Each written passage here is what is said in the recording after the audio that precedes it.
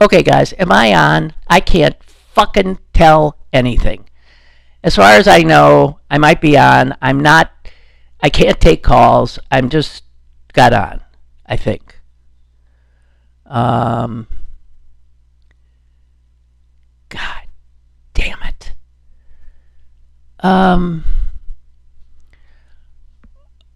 Okay.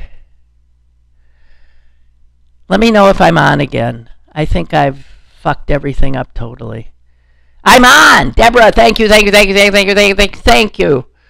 All right, let's just get this started. I'm not totally on like I can't take calls, but I can see you guys in chat, and now Kevin is understandably trying to get in touch with me to say, what the fuck are you doing? We just fixed all this.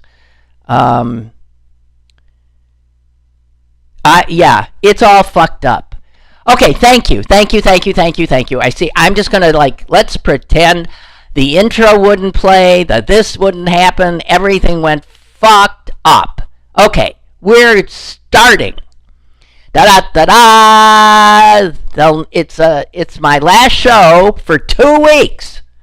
I won't be back till the 29th, assuming something horrific doesn't happen. God, I am so filled with dread and trepidation, and that's not even, that's just in my personal life. Yeah, you throw in what's going on in our country and the world, and whoa, ho, ho, ho, ho. So yeah, wow, yesterday, God damn.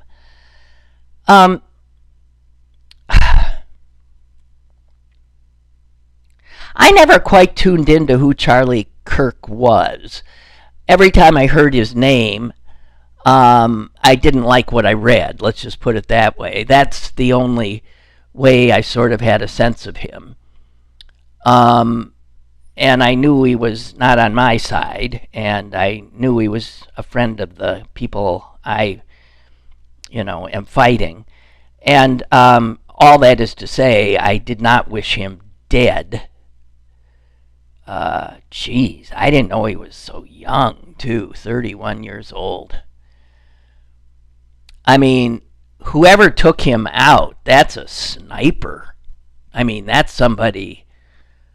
That's not like the guy who went after Trump and Butler.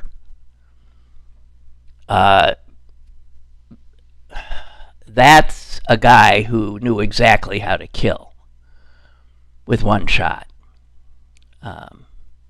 Horrible. I was thinking, I had always thought the most horrific year of my life that I lived through, where it felt like the world was coming apart, and that everything I thought, was bedrock seemed to be crumbling. And that year for me was 1968. That was a year that felt a little like now, in that every day something else would happen. The news was just and people were getting killed. There was lots of violence in this country, and a lot of the violence, it was coming from both sides. It was coming from anti-war people. It was coming from assassins. It just felt like insanity that year to me.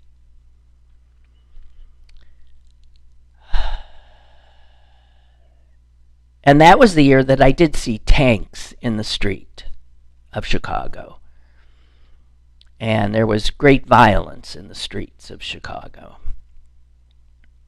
And it just, the American people were so divided.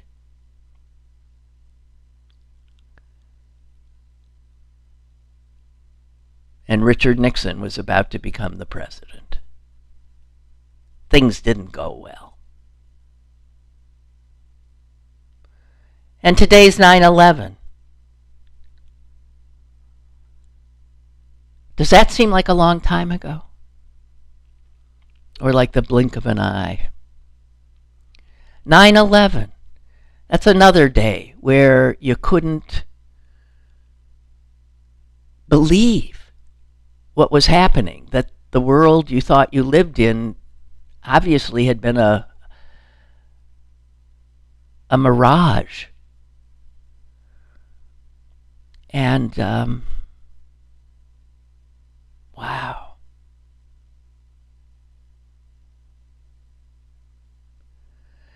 So I guess the way we manage is by not thinking about these things as we go about our daily lives. The world seems to function sort of, and we just go on.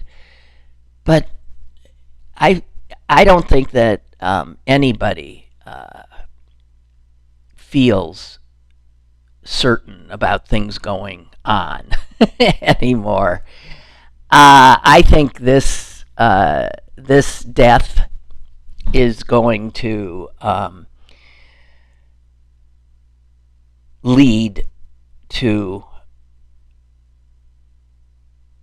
more killing. I don't think I ever thought that there was any way we were getting out of this place we are without there being violence. And I just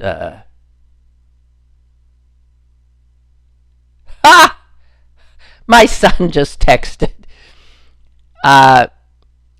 I was skimming through the show today. Honestly, I should be on it today. Why are you? I don't know what he's meaning, but I think knowing him, he's saying this is so fucked up. Whatever. Oh, you should be on it. Maybe he's thinking about 9/11 because, yeah, he had a very traumatic 9/11. He was like one of the only kids that was left in his, what would have been, second grade class. All the other parents had run to get their little babies, to hug them and take them home. And my poor kid watched one hysterical parent hugging and loving their child and taking them out of that classroom after another, and he sat. And I was on the air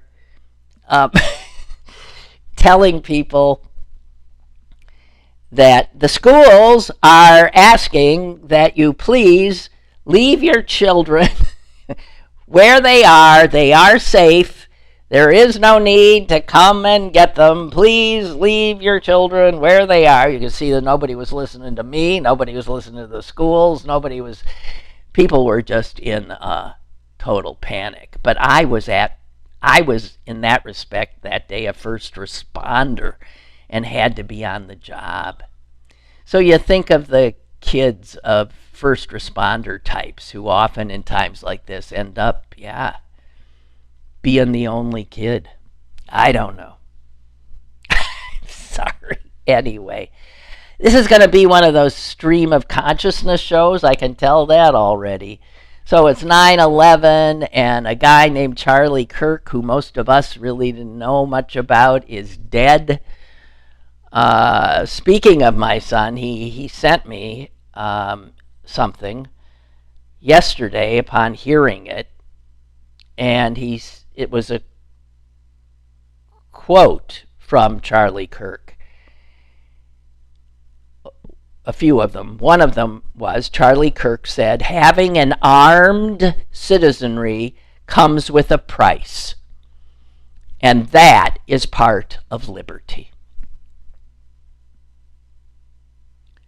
Well, I mean, okay. So one person's liberty takes you out at 31. And the other quote he sent me was that he thought there should be armed guards in our schools. And he said, quote, this is all about how you stop violence, as well as, quote, having more fathers in the home.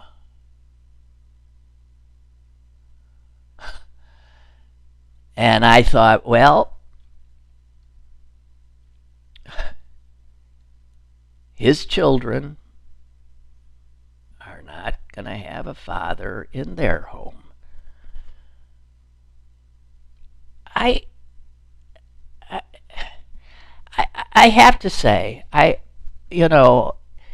when a nation devolves into this, where violence is the only way people think things can get resolved, that nation is in as big a trouble as nations can be in. And this nation has been there before. We've pulled out of some of those times, but we are not a nation that doesn't know violence, obviously. We're the crazy nation when it comes to violence and guns. So, I don't know what to say. When I saw that Trump said he wanted all the flags at half-staff, I thought, what? I mean, I really did. I thought, what? Did he say that after those Minnesota office holders were assassinated?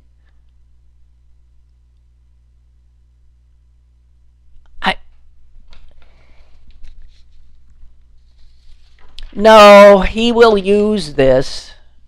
Oh, he will use this as more reason to do what he intends to do. My God. All right, so it's 9/11. A major, I guess he was sort of like the adopted son of MAGA and of the White House. So they're taking this hard, and man, they will, as I said, they will exploit his death big time.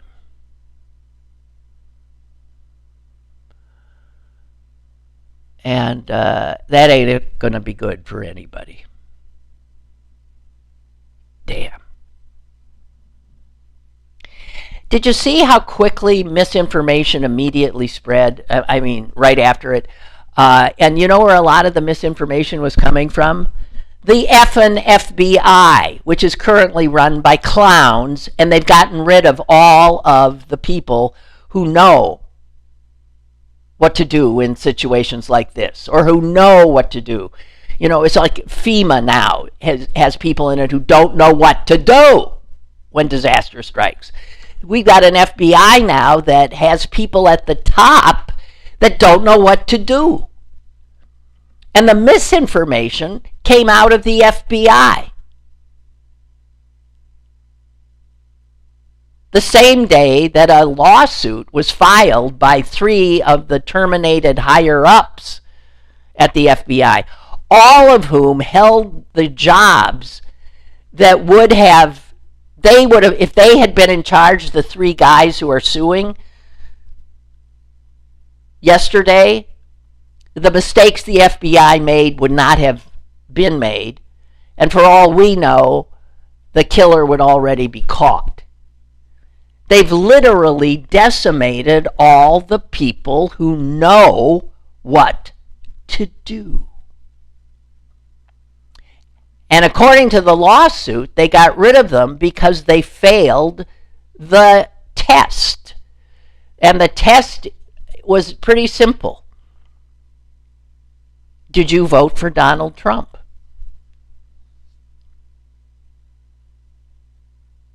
Pretty much that's what it amounts to.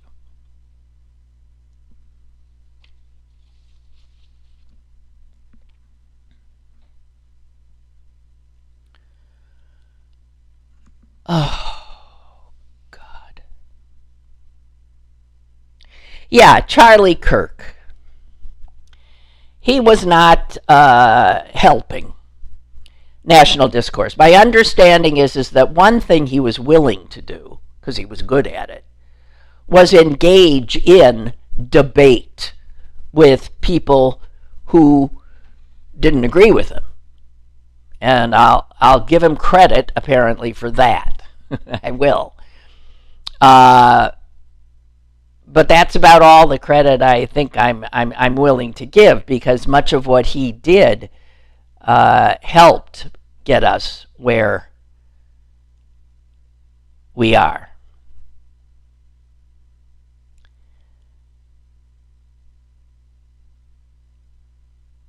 Barbara sent me something, his last words before he was shot. An audience member had asked him, because that's what he liked to do. He liked to engage in back and forth. Do you know how many transgender Americans have been mass shooters over the past 10 years? Now, this is insanity. But this is, again, part of, this is part of the world that he helped nurture. And Charlie Kirk's response, one of the last words he said in his life, to how many mass shooters have been transsexual, his response was too many, which is to say, he didn't know. He knew of one, the most recent one. And then that same person in the audience asked another question. Do you know how many mass shooters there have been in America over the past 10 years? And Charlie Kirk said, counting or not counting gang violence. So right there, trying to shift the question from mass shooting, which is done almost totally by white men, he changes it to including gang violence, which is not mass shooting, but he's deciding it is. And that's when he was shot. And I'm sure, the irony of him talking about shooting in America, guns, the death, and then he's killed. I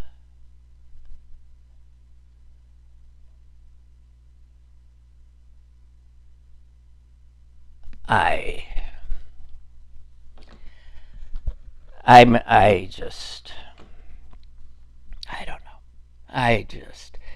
And they misinformation. Did you see some guy immediately? Social media went berserk.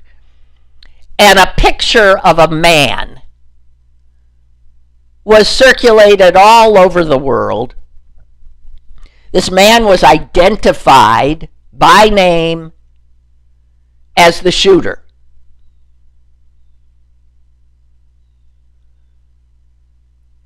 And it turns out he's a guy who lives in Canada. And he helps people that have a certain kind of arthritis. He got a hysterical call from his daughter saying, Dad, you're all over the internet. They said you killed. Well, can you imagine? Now this guy's life was immediately upended and, frankly, put at great risk. So the speed with which falsehoods, misinformation, disinformation spew around the world before anything is really known makes it nearly impossible for any rational response to anything.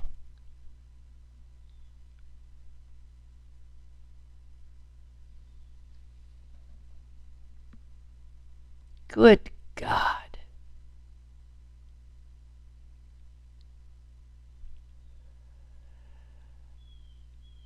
Are they going to give this guy a state funeral? Oh, I'm sorry. I'm sorry.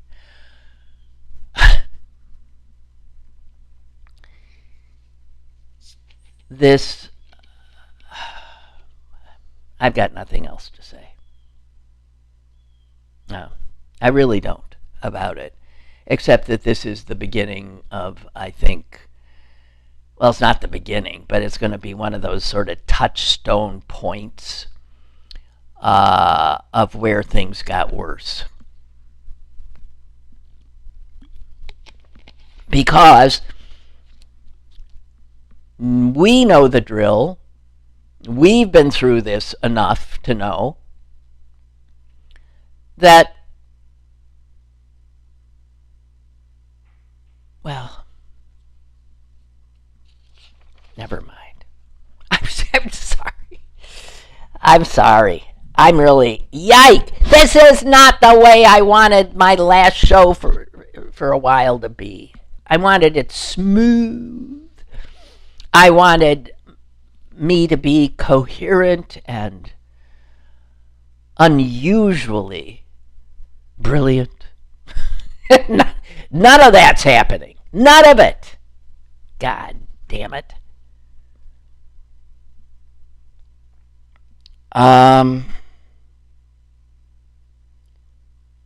You know who's particularly pissed about all this, or maybe not, I don't know.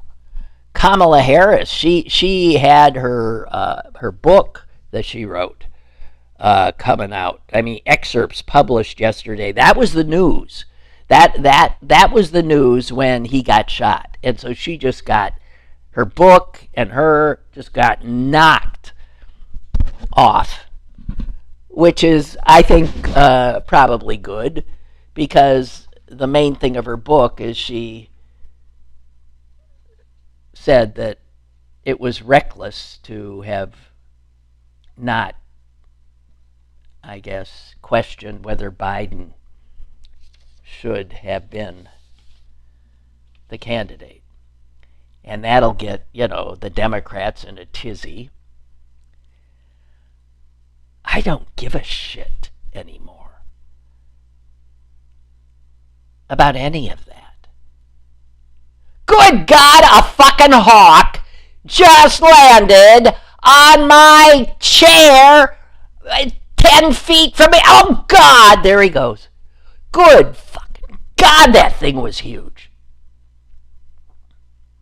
You already ate my fish, you son of a bitch.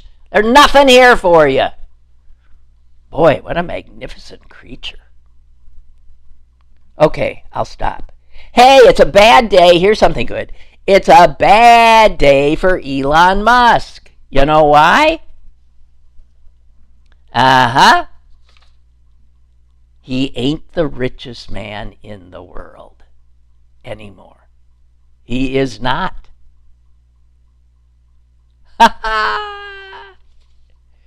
He has been overtaken by Larry Ellison. He's the founder of Oracle. Like, I know what any of these things are. But yeah, so Larry Ellison, somehow his stock went kaplooey. Not kaplooey, what's the opposite of kaplooey? Up and up and up, and overwhelmed Musk's, whose stock in many ways has been going down and down and down. And yeah, he has been supplanted, which for a narcissist like him would be rough. That's a bad, bad day for Elon.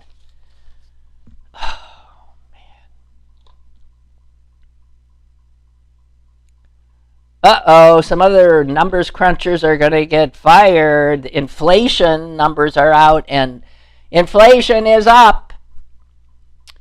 About 3% up. Of course, you guys know that because everything you're buying is more expensive than it was, right? So, man, Trump, he's doing it, ain't he? Inflation's up, prices of everything are up, jobs are down. Boy, the job numbers. And so I don't know how is he going to fire every person whose job has been to report the numbers? Because numbers are stubborn kinds of things. There they are. A certain kind of certitude with a number. And no, they'll cook the books.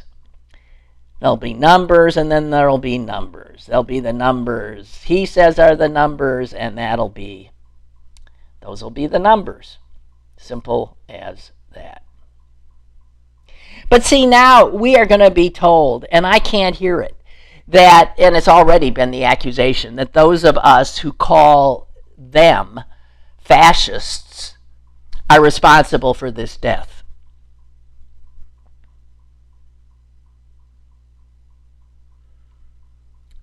So calling something what it is now aiding and abetting murder.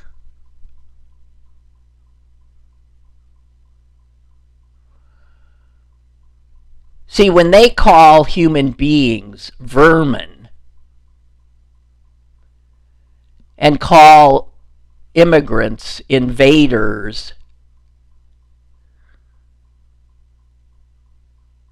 they are creating an environment that brings death.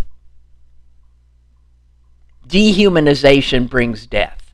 Calling someone a fascist is simply understanding what fascism is and knowing what these people believe and are in fact doing and putting the two together and saying is a fascist. Just like that bird that landed on my right out there was a hawk.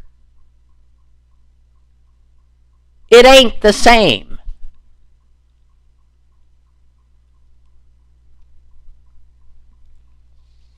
One is true, and the other is not.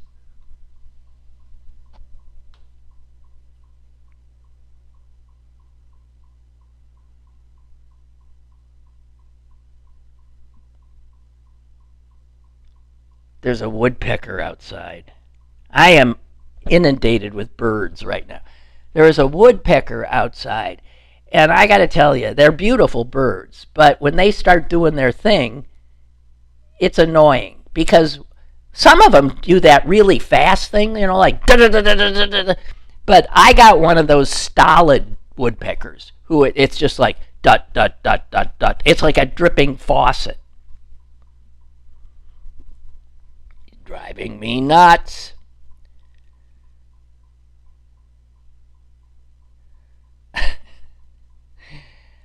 Okay, what else we got going? Oh, Jeffrey Epstein. Somebody else went down because of him. But of course not in this country. In England. In England, the Prime Minister fired the ambassador to the United States.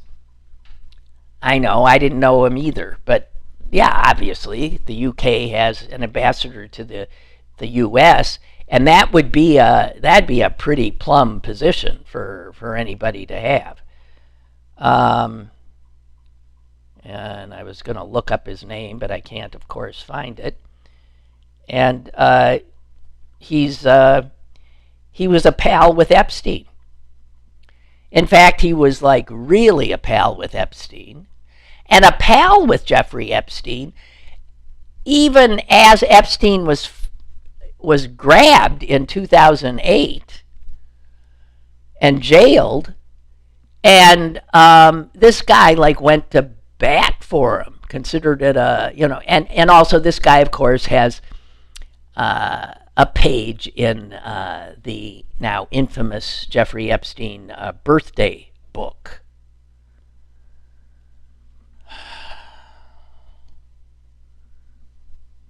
So he's gone, and the woodpecker stopped.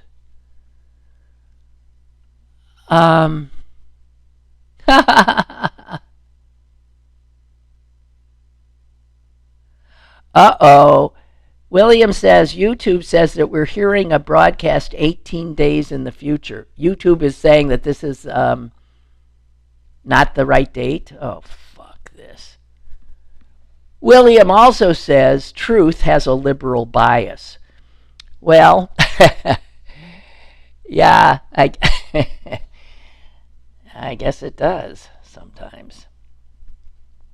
All right, guys, I'm sorry about the total just jointedness of this. I really am. I'm not having a good day. You think the hawk showing up was a sign? You know how when a hummingbird shows up, it's supposed to be like, usually good, right? Or I don't know about a hawk showing up. Just saying. I don't know. So I was at a party the other night. I think I mentioned this before, but wasn't telling you this. I was at a party, and man, I saw a lot of people that I haven't seen in a million years. And they saw me and hadn't seen me in a million years. I could see a lot of them looking at me and thinking, shit, she got old. Like the last time they saw me, I had black hair and no wrinkles and was a babe. I mean, that was a long time ago. And I got to tell you, some of them didn't look so hot either. So, when you bump into people who you knew when you were young, and then all of a sudden there they are and they're old. Well, this particular guy, who is a person of some note in the area, said to me, oh, this is amazing, I'm seeing you, because I was just talking about you the other day. You came up in conversation. And I thought, uh-oh. Because given the guy, I was thinking it's probably not good. And he said, yeah. He said, I was told that you are Bob Dylan's second cousin.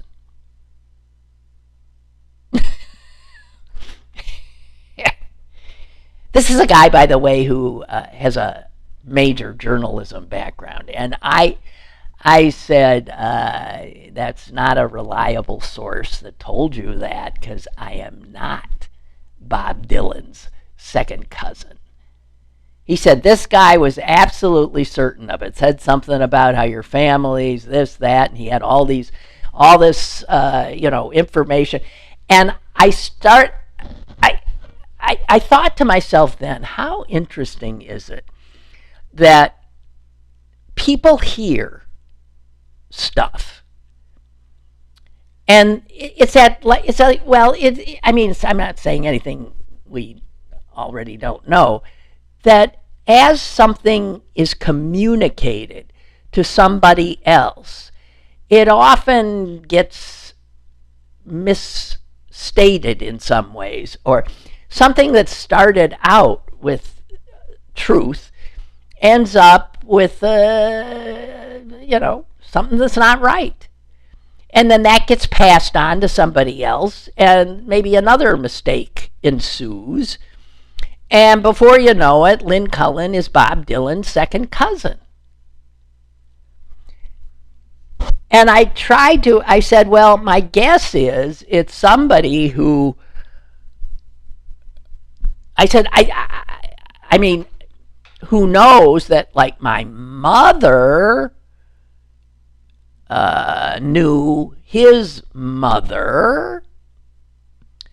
My father sold his furniture store in the 50s to Dylan's cousins, the Goldfines from Duluth, Minnesota. And the Goldfines, who became dear family friends, had actually been at Bob Dylan's bar mitzvah in Hibbing, Minnesota.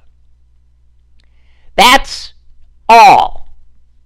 And that turns into, and you can see where cousin is in there. I don't know. Yeah, Lynn Cullen is Bob Dylan's second cousin. Not true. And I could see this guy who told me that seemed happy to hear it. I don't think he wanted me to be Bob Dylan's second cousin. I told him I wish I were, because I've always wanted to meet the guy. And, but he looked happy, and then looked like he didn't want to talk to me anymore. I'd lost my cachet. So I moved on.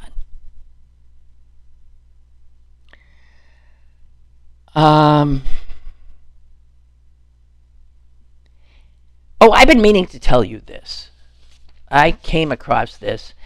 You know how many people, we figure we're all being just, microplastics. We're as good as done. Oh, by the way, speaking of microplastics and forever chemicals and all that kind of stuff, just want to tell you that the Trump and his guys, in case you missed this, have at the absurdly named now Environmental Protection Agency, have now lifted the essential requirement of industry to pay for remediation of areas that have been wholly polluted, that'd be water, streams, and land, by their forever chemicals.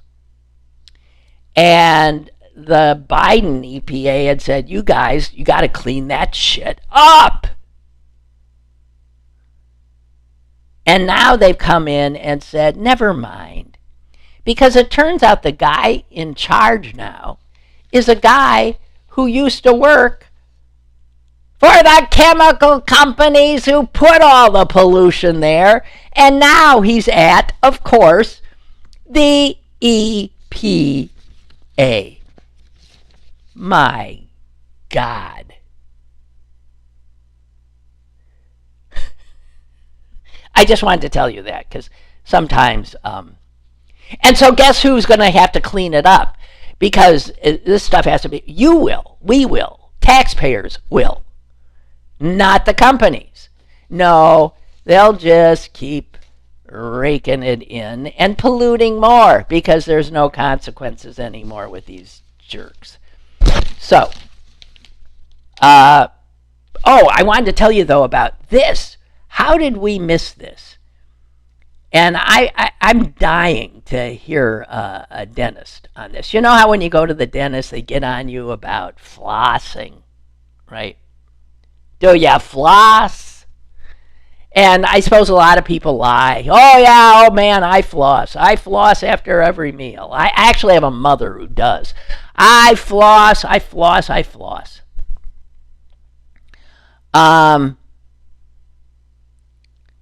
Here's the thing. Do you realize what floss is made out of?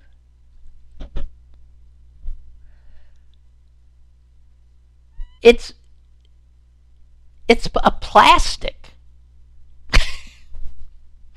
It's a plastic that's even been treated so that it, glides in between those nice tight teeth of yours.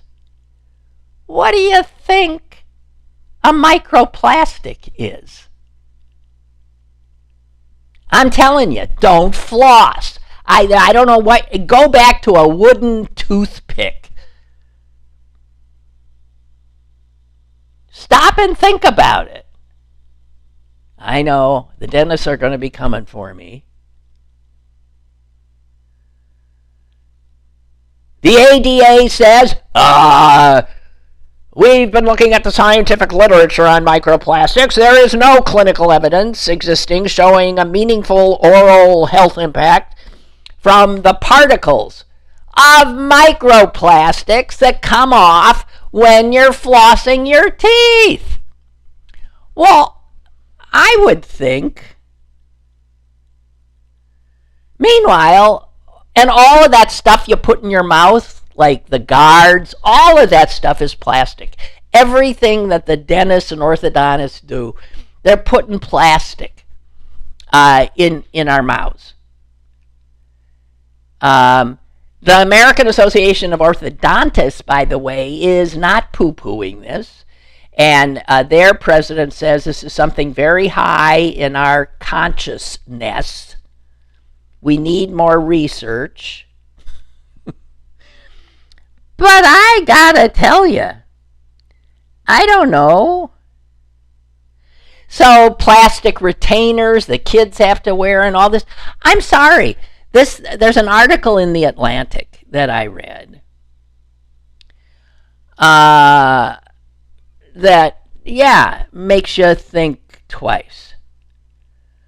A plastic bristled toothbrush adds approximately 30 to 120 microparticles of plastic to your diet, essentially, with each brushing. So our non-plastic toothbrushes exist, but they're not mainstream. Most dental floss is plastic, although there are silk flosses. Maybe you could find at a health store. I don't know.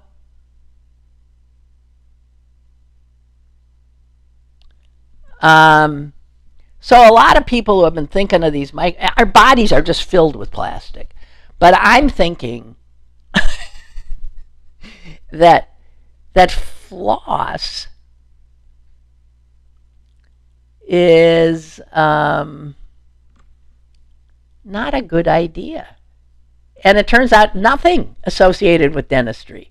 Almost everything is plastic.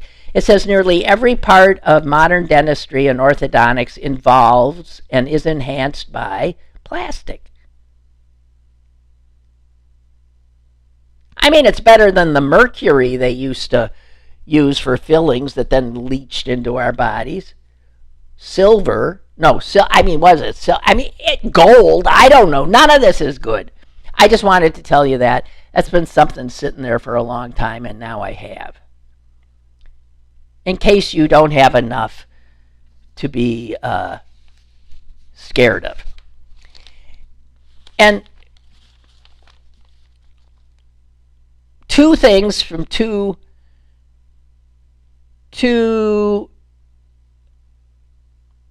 people who were in the news today that I know, and I just want to let you know about them. I'm excited that Jeff Goldblum is coming to town October 3rd, and he's going to be part of the big opening of the new airport. He'll be performing there with the Pittsburgh Symphony, just saying. I was happy to see that. By the way, when I flew in to Pittsburgh from Green Bay in last month, when I got out of the plane, I was in a part of the airport that was new. So they're already using it. I mean, I thought, what? I mean, the decor was new. It was different. I walked down the longest friggin' hallway. I wasn't happy about that part, ever. So it's already being used, but it's a whole different, they've redone. It was very pretty, I thought. And the other Pittsburgher in the news is Barry Weiss, who I knew as a kid and then as an adult, but to think that kid is now apparently, I think, going to pretty much be running CBS News because they are buying Paramount, and CBS are about to, she's already a gazillionaire, but they're about to make her a gazillionaire because they want to buy her media thing, that online thing she started up when she left the New York Times, called the Free Press. And this is another Ellison. This is the richest man on Earth's son, David Ellison, who is the new owner of CBS, because remember, they paid Trump all that money so that they would get the FTC or the FCC. I don't know who. Remember, Trump shook them down. And, first they paid him for the 60 Minutes edit. You cannot make up how Trump never misses an opportunity to shake down corporations for millions and millions of dollars. Paramount, CBS, all doing that, so Paramount could sell to this Ellison's thing. I think it was called Skydance, I believe. So they now own CBS, and they want to bring Barry into. They want to take her social media presence, and they got to pay her over $100 million for it. But they're going to, it sounds like, make her essentially the head of CBS News. Barry. Now, for those of you, she's a smart cookie. But her politics?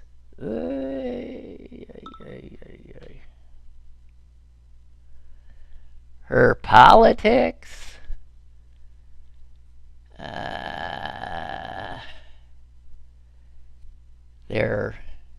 She voted for Biden.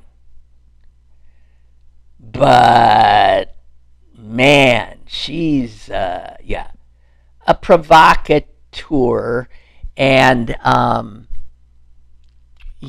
loves to stir the pot and has a lot of very conservative points of view. So anyway, just saying. Barry Weiss. I know where to go if I need some money. I got her phone number. I think she once asked me for a favor. I ever need to bail myself out of a problem, she'd be now rich and powerful. All right. So what else we got here? I had wanted to talk about this, and now I've got all of 3 minutes. Oh, no, we started late. I've got a little more time.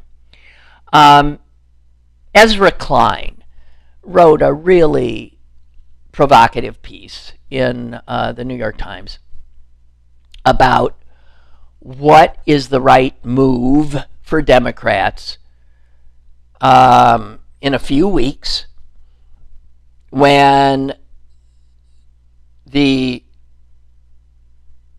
totally ludicrous United States Congress will have to deal with the fact that the government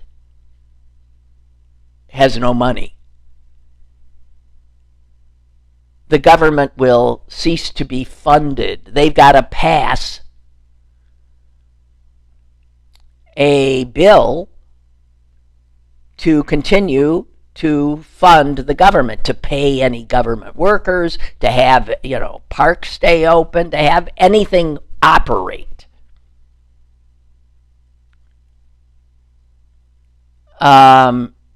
Now, this happens seemingly every other day when Republicans are in charge, because they can never manage to agree on how little to fund it.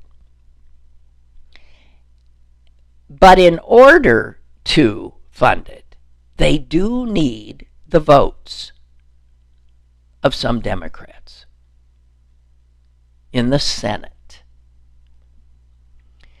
Last time this happened, I think it was, about 6 months ago?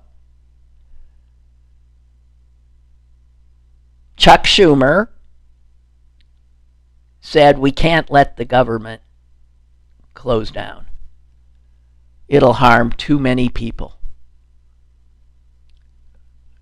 And so they got the votes. They peeled 7 Democratic senators, and they got to the 60 vote margin they needed, and they saved the country from a government shutdown.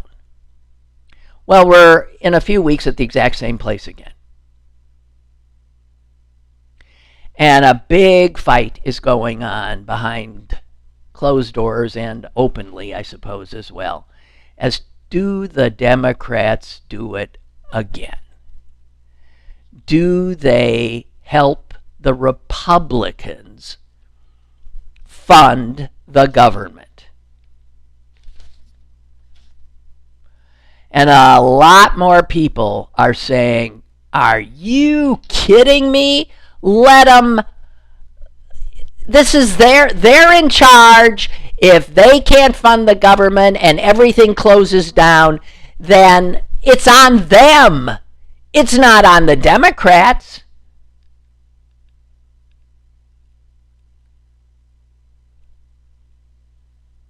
How do you give this administration the money to keep on doing what they're doing?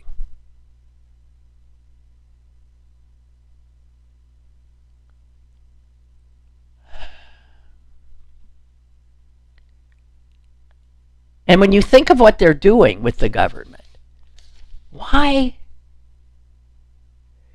As Klein says, Donald Trump clearly is corrupting the government, abusing it, misusing it.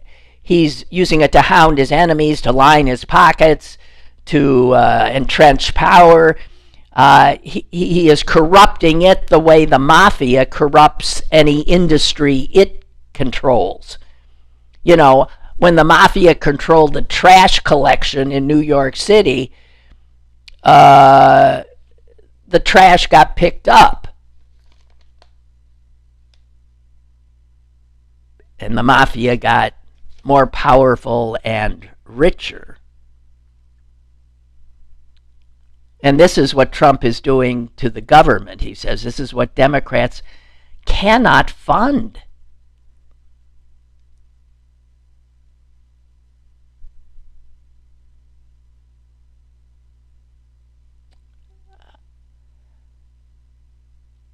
If the government shuts down, Americans will feel it. It is one of those things that gets covered. Everybody has to cover it. And it's the only way Democrats can get attention. So Klein says the only way this will work is if Democrats refuse them the votes they need and shuts it down. They have to have a plan. They have to know what it is they're telling the American people so that the Republicans don't say it's on Democrats. They've got to figure out how to play it, what to say. And one thing we've seen is Democrats don't know how to talk to Americans anymore to get themselves heard, believed, listened to.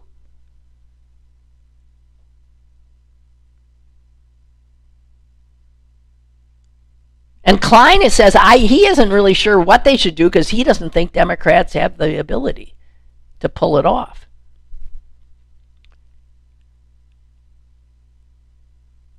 He says the Democratic Party is polling lower than the Republicans. 34% of Americans approve of the Democratic Party. That's lower than Donald Trump's approval ratings. Democrats are not raising money anymore. No one's sending them money. I have to admit I'm not. Nobody trusts them anymore, including Democrats. And Klein says that I'm not going to tell you I'm sure Democrats should shut down the government. I am not sure. But at the same time, joining Republicans to fund their government is worse than failing at shutting it down. It's complicity. He doesn't know what to do when he's saying, this is the situation we're in. God help us. He points to a speech that Senator John Ossoff in Georgia gave the other day, saying this is the kind of messaging Democrats need. And by the way, Ossoff is one of the senators who's up for re-election, and one of the seats we have to hang on to desperately, and it's a seat that is, I don't know, it's Georgia, guys, and he's a Democrat. But he says, here's a good message, and I'll share it with you. Corruption is why the Republicans, just defunded nursing homes so they could cut taxes for the rich. Corruption is why you pay a fortune for prescription drugs. Corruption is why your insurance claim keeps getting denied. Corruption is why hedge funds get to buy up all the houses in your neighborhood, driving you out of the market. And then your corporate landlord ignores your calls during a gas leak. Corruption is why that ambulance costs $3,000 after you just had to get your choking toddler to the hospital. So Trump, Ossoff went on, promised to attack a broken system. But here's the thing. He's a crook. He's a con man. And he wants to be king. Yeah, the system really is rigged. But Trump's not unrigging it. He's re-rigging it for himself. He says that's the kind, there it is. There it is. You know, maybe you gotta let people know that all the stuff that they're angry at, it's Trump, Trump, Trump. I don't know. Anyway, it's a big question.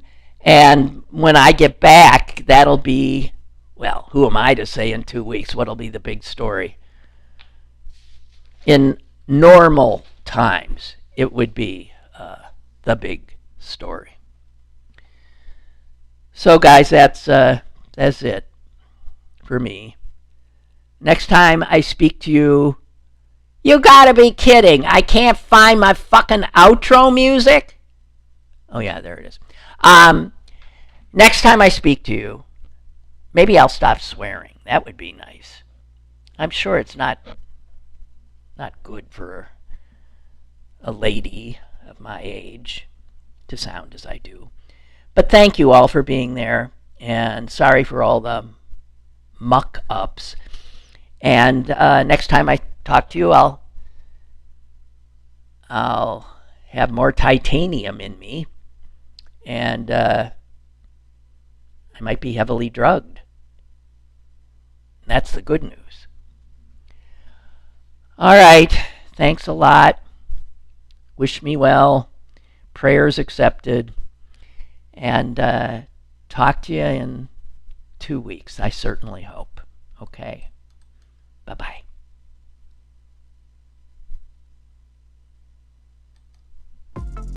Lynn Cullen Live, Monday through Thursday from 10 a.m. to 11 a.m.